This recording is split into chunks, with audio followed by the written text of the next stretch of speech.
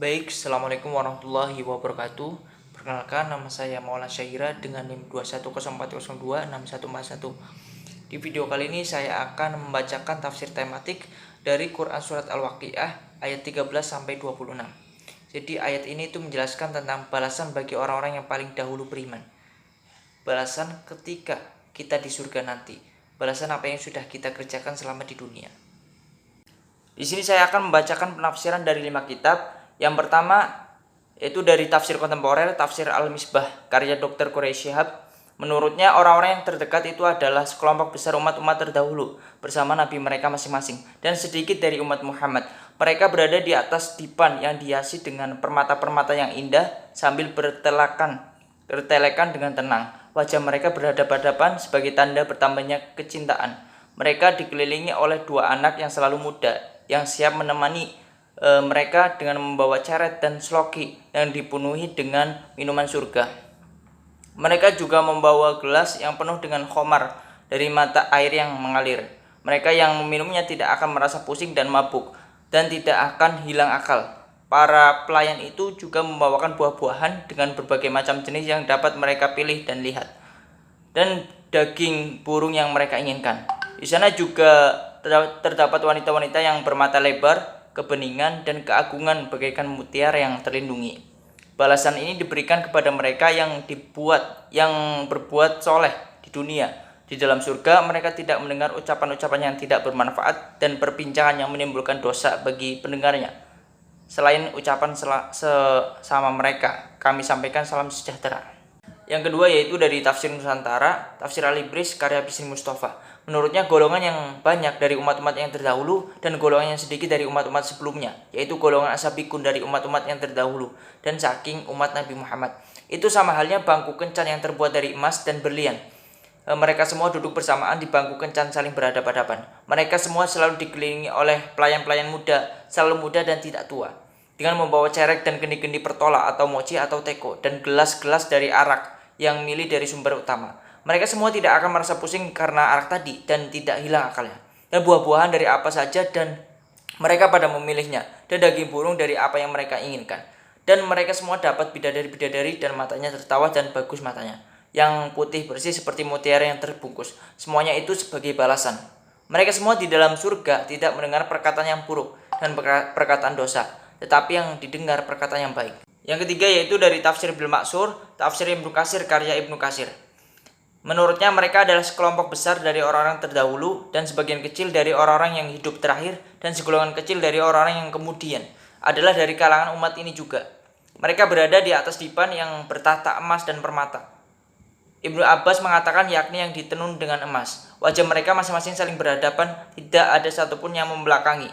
Mereka dikelilingi oleh anak muda yang tetap muda, yakni hanya dalam satu sifat saja, tidak sombong, tidak pula berubah dengan membawa gelas, cerek, dan sloki berisi minuman yang diambil dari air yang mengalir. Kepala mereka tidak menjadi pusing dan akal pikiran mereka juga tidak menjadi kacau, dan buah-buahan dari apa yang mereka pilih. Dan anak-anak muda itu mengelilingi mereka dengan membawa buah-buahan yang mereka inginkan, dan daging burung yang dari apa yang mereka inginkan juga. Dan ada bidadari bermata jeli, dengan arti mereka di dalamnya memperoleh bidadari laksana mutiara yang tersimpan baik. Maksudnya seolah-olah mereka itu seperti mutiara yang masih basah karena warna putih dan beningnya. Sebagai balasan bagi apa yang telah kami karuniakan kepada mereka adalah balasan baik bagi mereka. Di surga mereka tidak mendengar ucapan sia-sia yang tidak membawa manfaat dan tidak pula mengandung makna atau hanya mengandung makna yang rendah dan hina. Maksudnya kecuali salam yang diucapkan oleh sebagian atas sebagian lainnya. Sebagai mana yang difirmankan Allah, tahiyatukum fiyas salam. Penghormatan mereka di dalamnya adalah salam. Yang keempat yaitu dari tafsir Sufi, tafsir Al-Jalani karya Syekh Abdul Qadir Al-Jalani. Menurutnya dari umat-umat sebelumnya mereka adalah orang-orang yang soleh yang meriwayatkan kepada kebenaran dengan keyakinan sifatnya dan perlakuannya. Orang-orang yang terhubung kepada Tuhan yang Maha Agung melalui jalan keesaan yang Maha Esa. Mereka berada di tempat persatuan, bahagia berdaya berada di tempat yang tertata. Di tempat tidur yang tertata terjalin sesuai dengan derajat tinggi mereka dan status huni. Mereka berbaring di atas tempat tidur yang saling berhadapan. Mereka dikelilingi oleh anak muda, digambarkan amal dan akhlaknya permanen, berkesinambungan. Mereka tidak berubah darinya sejak awal. karena pelayanannya. Mereka mengelilingi dengan cangkir dan cangkir yang tidak memiliki lubang dan tabung, dan yang memiliki lubang berisi air jernih yang bermanfaat bagi pengetahuan intuitif peminumnya, seperti memperoleh ilmu. Mereka tidak mabuk dari situ, kesenangan mereka tidak putus dari mabuknya, dan banyak buah bagi apa yang mereka inginkan, bagi apa yang mereka pilih. Artinya mereka memilih dan memilih sendiri dari jenis-jenis ilmu, realitas, kondisi, dan tempat yang jiwa mereka senangi, dan daging burung sesuai dengan keinginan mereka. Dan mereka juga memiliki pelayan dan keramahan. Keyakinan mereka yang kokoh seperti para penjaga yang berada dalam cangkang hantu mereka. Mereka hanya diberikan di dalamnya apa yang diberikan kepada mereka sebagai imbalan atas apa yang mereka kerjakan. Moral yang baik dan memuaskan menggambarkan siapa dan kesempurnaan kenikmatan, keamanan dan kemewahan mereka, di mana mereka tidak mendengar perkataan sia-sia tanpa manfaat dan bukan sebagai pendosa, dan lisan diucapkan kepada mereka di setiap sisi salam-salam. Dengan cara ini menyambut dan menghormati mereka. Yang kelima yaitu tafsir bil lughah, tafsir Al-Jalalain karya Imam Nawawi. Menurutnya segolongan besar dari orang yang terdahulu menjadi mubtada, artinya golongan mayoritas dari umat-umat terdahulu, dan segolongan kecil dari orang yang kemudian, yakni dari kalangan umat Nabi Muhammad SAW. Mereka berada di atas dipan-dipan yang bertahtakan emas dan permata, yaitu singgasana-singgasana yang terbuat dari emas dan permata. Seraya bersandarkan di atasnya berhadapan-hadapan.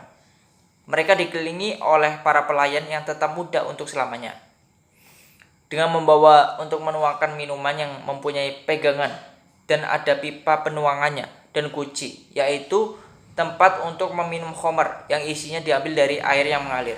Mereka tidak merasa pening dan tidak pula merasa mabuk karena meminumnya, berbeda dengan khamar di dunia.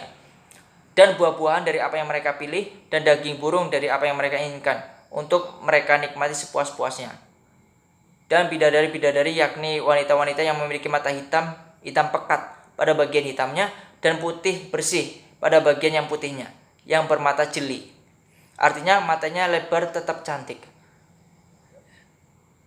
seperti laksana mutiara yang disimpan dan terpelihara.